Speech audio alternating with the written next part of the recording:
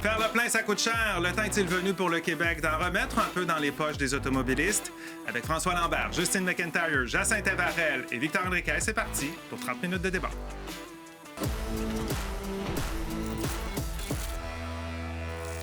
Bon, c'est pas un poisson d'avril. Depuis aujourd'hui, l'essence est bel et bien moins chère au pays, sauf au Québec. La taxe sur le carbone qui avait été instaurée par le gouvernement de Justin Trudeau en 2019 pour inciter les Canadiens à se tourner vers des sources d'énergie moins polluantes a officiellement été supprimée. C'était d'ailleurs, là, rappelez-vous, une promesse de Mark Carney avant même qu'il soit élu chef du Parti libéral. En tant que chef, je vais annuler la taxe sur le carbone et, à la place, créer un système d'incitatif pour récompenser les Canadiens et Canadiennes qui font des choix éco-responsables. Bon, personne n'a été surpris lorsque, quelques heures après son assermentation, il a signé un décret pour la faire disparaître, en fait. L'abolition de cette taxe va bénéficier aux automobilistes. On parle d'une baisse du prix à la pompe de près de 18 cents le litre, mais pas au Québec, parce qu'ici, la province a son propre système de taxation du carbone. On a été les pionniers dans le marché du carbone, donc ça fait longtemps que les Québécois payent un petit peu plus pour l'essence que les autres provinces parce que justement, on a décidé d'avoir des politiques qui sont un peu plus alignées avec nos objectifs environnementaux. Résultat, aujourd'hui, on observait un écart de jusqu'à 27 cents le litre entre le prix moyen à Toronto et le prix moyen à Montréal. La Colombie-Britannique, qui avait comme le Québec sa propre taxe provinciale, a décidé, elle, de l'abolir en même temps que celle du fédéral. Mais cette option n'est pas encore envisagée par François Legault, qui préfère attendre après l'élection du 28 avril pour prendre une décision.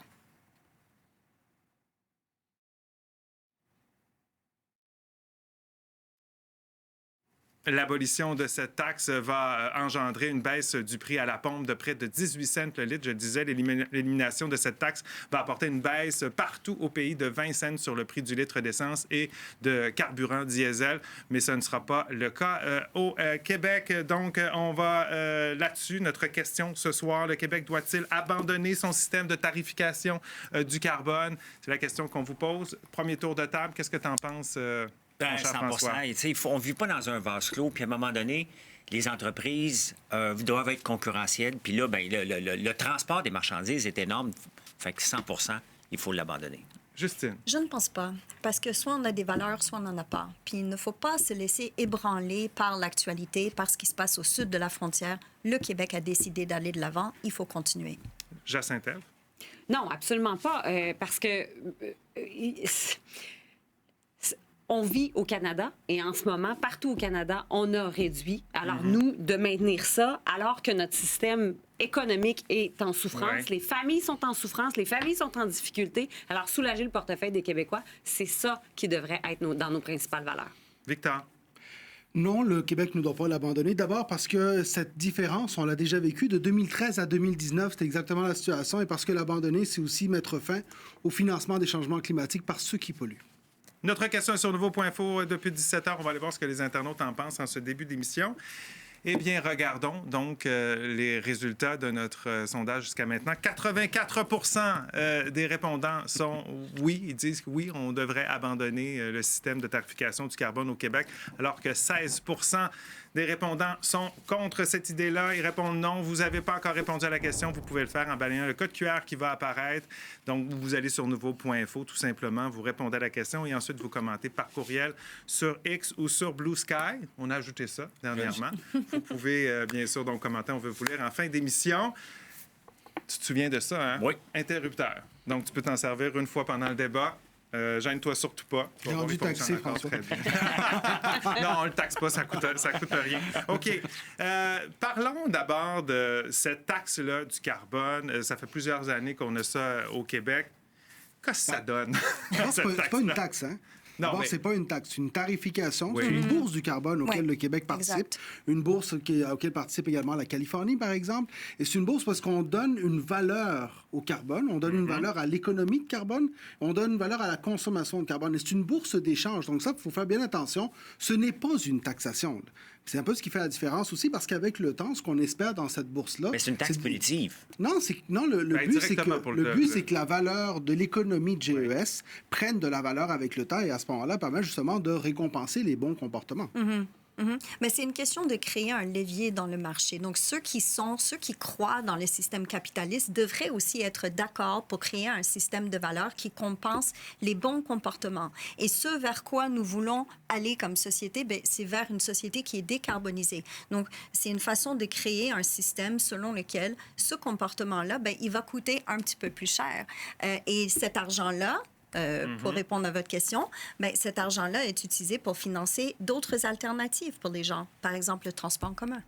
Parce que selon la taxe fédérale dans les autres provinces et notre système ici au Québec, l'argent n'était pas redistribué de la même façon. Là. Non, exact. Si on comprend bien, au Canada, c'était redistribué souvent aux automobilistes, ou en tout cas aux Canadiens, à certains Canadiens, alors qu'ici, ça allait dans un fonds. Ça va encore. Ça va encore dans le fonds d'électrification des transports, le fonds de lutte au changement climatique. Justement, c'est ça qui fait aussi que le système québécois, c'est un système où est-ce qu'on a décidé de faire financer par la consommation d'essence une portion de notre lutte au changement climatique. C'est un principe qui a été mis en place. Ce financement-là, si on l'arrête, on va le payer quand même. Oui, mais qu'est-ce qu'on a mis dans... Ça servait à financer quoi? Théo Taxi? Lyon Électrique?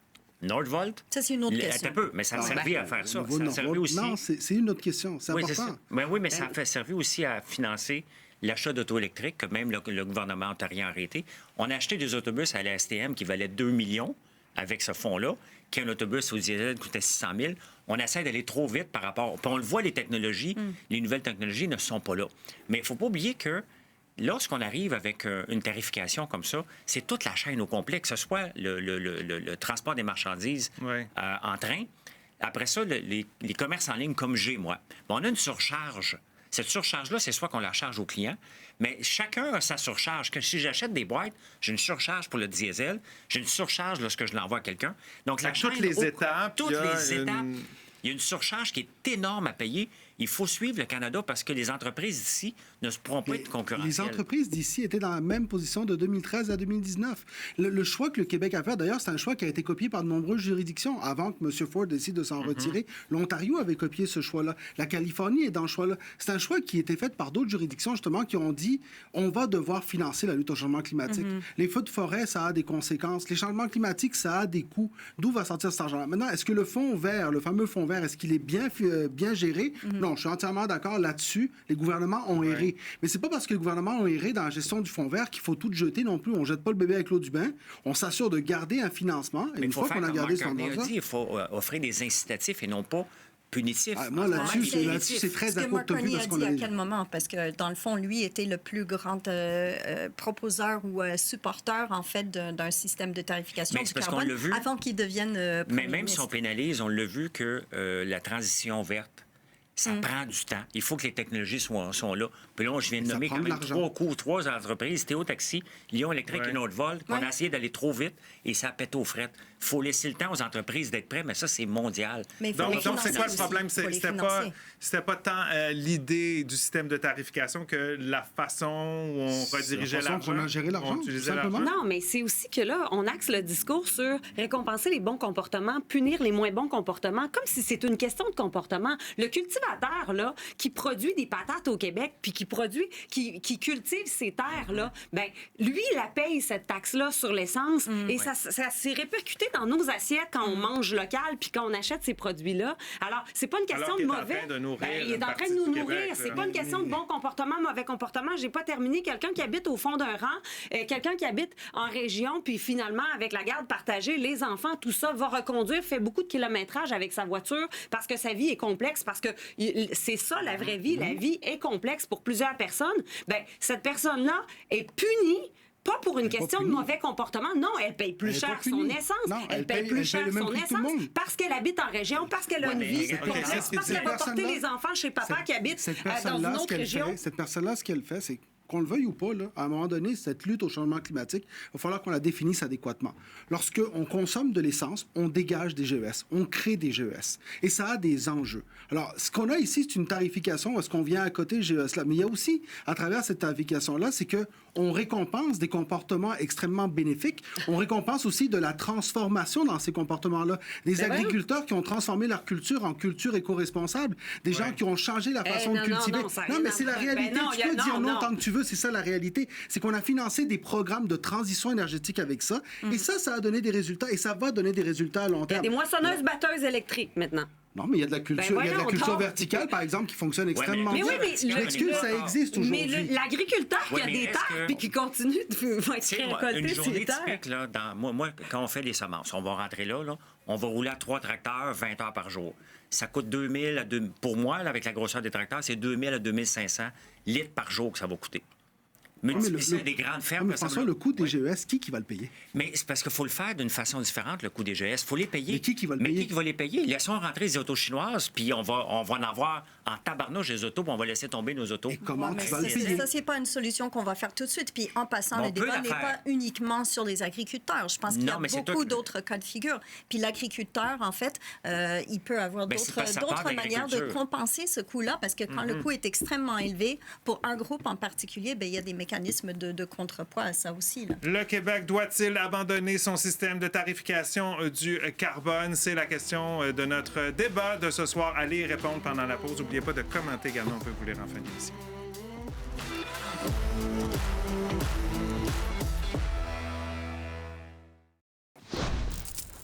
On est de retour au débatteur. Je vous rappelle notre question ce soir. Le Québec doit-il abandonner son système de tarification du carbone? On sait qu'à partir d'aujourd'hui, la taxe du carbone ailleurs, fédérale ailleurs au pays, a pris fin, en fait. Même la Colombie-Britannique a enlevé son propre système qu'elle avait un peu comme le Québec, alors que le Québec conserve son système. Vous avez jusqu'à la fin de l'émission pour répondre à la question. Commentez également. On veut vous lire là-dessus. Jacinthe, quel est ton plus grand malaise par rapport à ce système de tarification ici? Est-ce que c'est le fait que ça nous coûte un peu plus cher qu'ailleurs mettre de l'essence dans nos voitures, ou c'est l'utilisation ou la redistribution de cet argent-là qui cause problème, l'utilisation du fonds? Il y a beaucoup de choses qui me dérangent, mais la première, c'est que comme toute taxe, les plus vulnérables paient le prix plus cher. Donc, sont plus pénalisés. C'est-à-dire que quelqu'un qui gagne très bien sa vie, ça coûte plus cher l'essence, c'est tannant, mais c'est pas grave, ça change rien au bout du mois. Mais les plus vulnérables, eux, à la fin du mois, ça fait une différence. Donc ça, c'est mon premier argument. L'autre chose, c'est que de taxer les gens sur l'essence, ça ne réduit pas les GES. Ça n'a aucun effet. Taxer n'a aucun effet sur les GES. Réduction des GES et... C'est complètement faux. C'est pas les plus vulnérables, c'est ceux qui consomment le plus d'essence. Oui. C'est la consommation qui est payée. Oui. Alors, je m'excuse, les plus vulnérables, ils n'ont pas 2 autos. Je m'excuse, la classe moyenne qui consomme à 2 automobiles à essence, qui roule, oui, c'est sûr qu'elle paye, mais de toute façon, elle paierait quand même. Regardez les feux de forêt l'été dernier. Regardons à nouveau cet été combien les feux de forêt vont nous coûter. Regardons ce que nous coûte toute cette résilience climatique. Les villes à travers le Québec demandent de l'argent au gouvernement pour s'adapter au changement climatique. Alors, cet argent-là, moi, je reviens, la gestion du fonds vert me dérange, mais le fait que l'argent, on soit prêt à renoncer à cet argent-là, c'est complètement ridicule. La réalité, c'est qu'on va le payer à travers nos taxes et nos impôts. Quelqu'un qui habite en région... Et là, ça va devenir un problème pour les plus vulnérables, parce qu'en ce moment, la bourse du carbone est un choix justement basé sur la consommation et sur le comportement, et non pas sur la classe sociale. C'est exactement le contraire de ce que tu indiques. Oui, mais Victor, tu parles comme si le climat avait des frontières. Il n'y en a pas. Si le reste du Canada... Puis c'est pas juste pour les gaz à effet de serre, bien, ça changerait rien.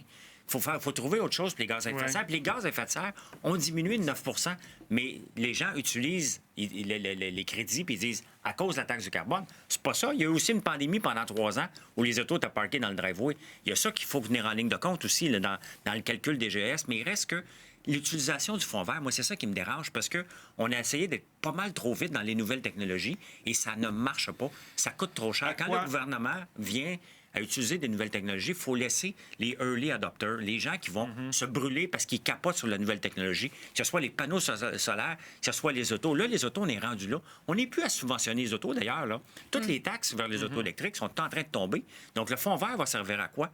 Acheter des autobus qui sont parqués? À quoi aurait dû être destiné l'argent du fonds vert? Provenant de cette taxe-là. En tout cas, de cette tarification-là. On est allé trop vite. Les technologies n'étaient pas prêtes. On a essayé de pousser des technologies. C'est pas juste sur la technologie individuel, je veux dire, pour faire des voitures électriques et des choses comme ça. C'est aussi pour servir à la collectivité, comme vient de dire Victor, pour la résilience au changement climatique, pour des infrastructures mais qu'est-ce qu'on a fait à part de pour planter des résister arbres? aux inondations, pour le transport en commun, qui est un autre grand projet collectif. Okay, jusqu'ici, est-ce que tu trouves, Justine, que l'argent a été bien utilisé et qu'il y a une amélioration, on s'en va vers le bon objectif? Je pense qu'on peut s'améliorer dans la manière d'investir de l'argent, mais il reste que je pense que c'est important d'avoir un levier, d'envoyer un signal dans le marché comme quoi c'est un comportement qu'on veut diminuer pour encourager les gens dans un autre sens. Et un peu la preuve comme quoi on a besoin de ça, c'est que quand on regarde, pardon, c'est mes lunettes, le parc automobile, on sait que le parc automobile ne cesse de s'alourdir dans le sens que les gens vont acheter des véhicules qui sont de plus en plus lourds. Et ça veut dire que ce comportement-là n'est pas encore taxé ou facturé à sa juste valeur. Parce que quelqu'un... On peut pas parler de comportement. On peut pas parler de comportement. Je m'excuse, mais il y a des gens qui habitent en Gaspésie, qui habitent en Abitibi-Témiscamingue. Moi, j'ai habité en dehors de l'île de Montréal, puis en dehors des grandes zones métropolitaines, des zones urbaines. Et en Gaspésie, en Abitibi, par exemple, une personne qui habite à Lassar et qui doit avoir des traitements de dialyse 3 fois par semaine à l'hôpital à Rouyn-Noranda et qui voyage en voiture... C'est pas une indication de la personne qui a besoin d'une dialyse, OK? Les personnes qui habitent un peu plus loin peuvent faire un choix pour faire diminuer le coût de l'essence. Et ce choix-là, ce serait d'acheter des voitures qui sont plus petites, d'utiliser le transport en commun et d'utiliser l'argent qu'on est capable d'aller chercher avec un prix sur le coût du carbone pour aller investir dans des infrastructures. En commun, je parle de la Gaspésie, de la Abitibi-Témiscamingue. Lassar, Rouyn-Noranda, ça se fait pas en transport en commun 3 fois par semaine pour aller faire des traitements de dialyse. Une voiture qui est plus petite, par exemple, au lieu d'acheter un VUS. On parle beaucoup des voitures. Si c'est une mère de famille. On parle beaucoup des voitures. Moi, je suis mère de famille, j'ai 3 enfants, j'ai jamais eu de VUS. Et s'ils jouent au hockey? Ils ont tous joué au hockey et je les ai amenés. C'est une question de choix, là. C'est une question de choix, c'est ce que je comprends. On est toujours dans le choix. Non, mais c'est intéressant, là, ce qui se passe ici, là. On parle beaucoup de véhicules, mais c'est correct. Puis là-dessus, oui, malheureusement, il y a des habitudes qui vont devoir entrer. Mais parlons d'industrie. Parlons comment la bourse du carbone fait aussi que des industries extrêmement polluantes. Je pense par exemple à l'industrie du béton, vient contribuer justement à sa production de GES. À un moment donné, oui, on parle beaucoup de la question de l'essence, mais la plus grosse contribution de la bourse du carbone, c'est aussi ces entreprises-là. Oui, mais qui ont changé leur comportement vraiment? Ceux qui ont changé ont diminué leurs coûts et ceux qui n'ont pas changé, au moins, ils payent plus. Mais qui comprend la taxe de carbone? Ça fait depuis 2013, il y a à peu près personne qui sait comment ça fonctionne encore, le consommateur. Quel est l'impact pour lui? Fait que lui, le consommateur, là, on le fait payer une taxe, il n'a aucune idée. Ça va être marqué sur la pompe. François, t'investis à la bourse. Oui. La majorité des gens ne comprennent pas les bourses, point, en général. Oui. OK, mais ce qu'on sait ici, c'est que ce fameux SPED auquel on a embarqué, l'objectif, c'est de créer de la valeur. Est-ce qu'on a réussi à en créer suffisamment? Beaucoup de spécialistes disent qu'on aurait espéré que ça vale plus, cette diminution de GES. Mais en ce moment, ce qu'on sait, par exemple, c'est que ça rapporte des revenus. La question que je vous pose, c'est comment est-ce qu'on remplace ces revenus-là? Parce que cet argent-là, il est dépensé plus d'un milliard par année, 9,2 milliards depuis le début de ce programme-là. C'est simple. Cet argent-là, on la dépense et on en a besoin. Alors, à un moment donné, comment est-ce qu'on la remplace? À date, le problème, c'est qu'on ne l'a pas dépensé à la bonne place. Dépensons-la mieux. OK, commentaire de Denise pour aller à la pause. Elle répond à notre question, est-ce qu'on doit abandonner notre système québécois de tarification du carbone? Elle dit peut-être, mais si on l'enlève, il faut trouver quelque chose pour la remplacer. On doit arrêter de se cacher la tête dans le sable. Il faut faire quelque chose pour contrer les effets des changements climatiques. Alors, ouais, si on l'enlève, qu'est-ce qu'on fait? Tiens, pensez à ça pendant la pause. On va y revenir au retour. On aura également d'autres commentaires, puis on va voir si vous avez fait bouger l'aiguille ce soir.